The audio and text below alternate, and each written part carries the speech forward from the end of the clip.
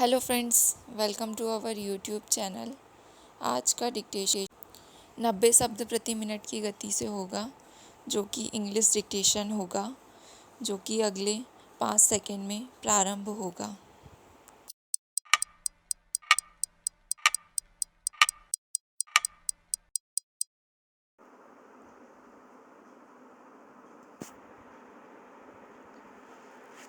Mr. Chairman, Sir, Shri Chavan presented the Union Budget for the first time in his political career. Shri Chavan is a very experienced politician and an able administrator. He has held a number of important positions in the past. He has been the Chief Minister of a progressive state like Maharashtra, Home Minister and Minister of Defence at the center, and held a number of other positions. I am impressed by his abilities since long. The way he gave an account of his experience and near-sightedness while presenting his maiden budget is indeed commendable.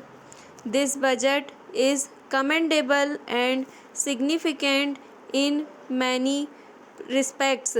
The tempo maintained by the government since 1980 for alleviating poverty and providing employment to the people is praiseworthy. While efforts of the government have resulted in an increase in these activities year after year, and this too is commendable. But this year the Honorable Minister has broken all previous records as he has given special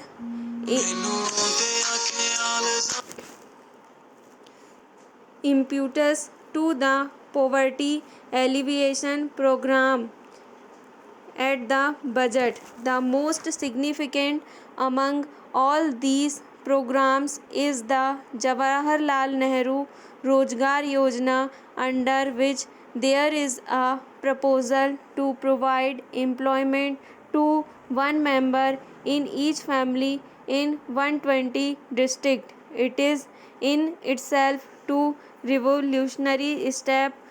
Our poverty has decided that employment must be given to at least one person in each poor family all over the country. Though details of the program as to how this scheme will be implemented and how implement will be provided are still to come before us. Yet I would like to praise that this bold decision, the benefits of which will reach lakhs and crores of people throughout the country and will provide relief to them. A number of concessions have been given to poor people in the budget with a view to providing them relief, but at the same time it gives a setback to the middle class. So far as I can understand, the budget will in no way affect the rich people. First of all, I would like to draw the attention of the Honorable Minister to poverty alleviation programs, because the government is earmarking huge funds for these programs. Now it becomes the duty of the central government to see that the money reaches the people properly.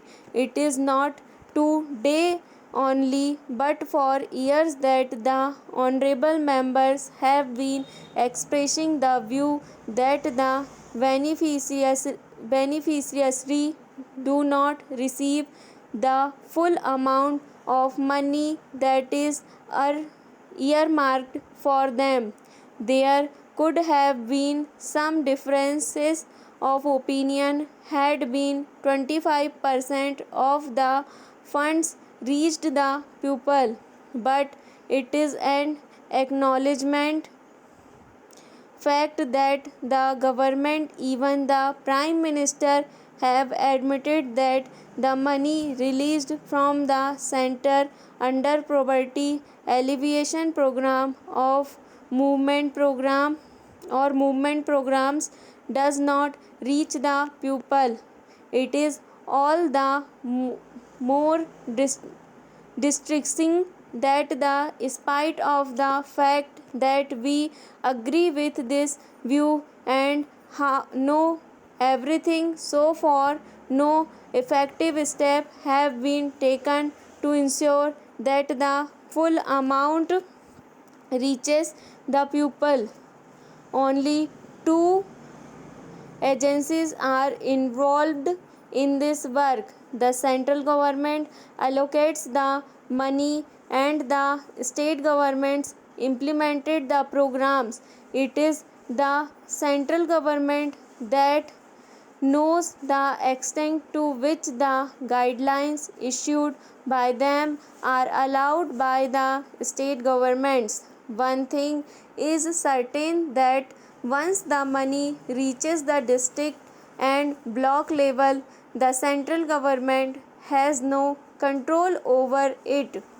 It is said that monitoring is being done, but how, in what way it is done? So far, I have not seen an representative of the central government going to the block level and verifying the work done, or inquiring from the pupil and listening to them. The central government has not taken any steps in this regard. The Honorable Prime Minister has also been saying that out of 6 rupees, only 1 rupee reaches the pupil and the remaining amount is spent on administration. I would like to cite the instance of Uttar Pradesh. In this state, there is a district development officer in each district to look after the development works. Nowadays, all works have come to a standstill. The officers have no work to do. The District Rural Development Agency, as a parallel agency, it has its paralleled office and paralleled staff, but the agencies of the state government are silent. Nobody knows what they are doing except attending to routine administrative work. Most of the state governments do not undertake any development work out of their own resources.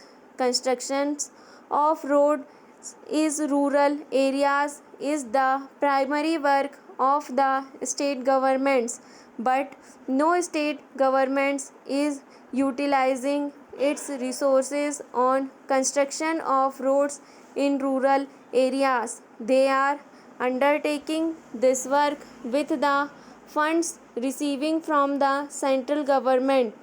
Salaries are being paid and expenditure is being incurred by the department of the state government is sitting idle with no work.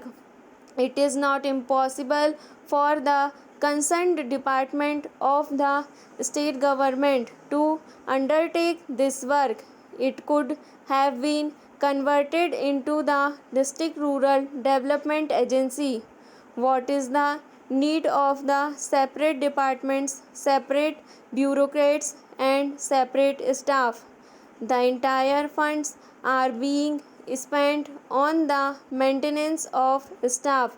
Honorable Minister of Finance might be aware that the state governments do not want to mobilize resources. They are not imposing any fresh taxes. We come to know from newspaper and AIR and TV news that such state passed a tax-free budget. Today, no state is prepared to impose any tax. They want to undertake all the works with the fund received from the center. Every state, whether it is the Congress ruled or non-Congress ruled, alleges that the central government is discriminating against it. It has become a tendency with the state governments not to leave any taxes. They want to depend entirely on funds given by the center. All the state governments, whether it is the Congress or the non-Congress government, want to avail of the credit facilities. Stop.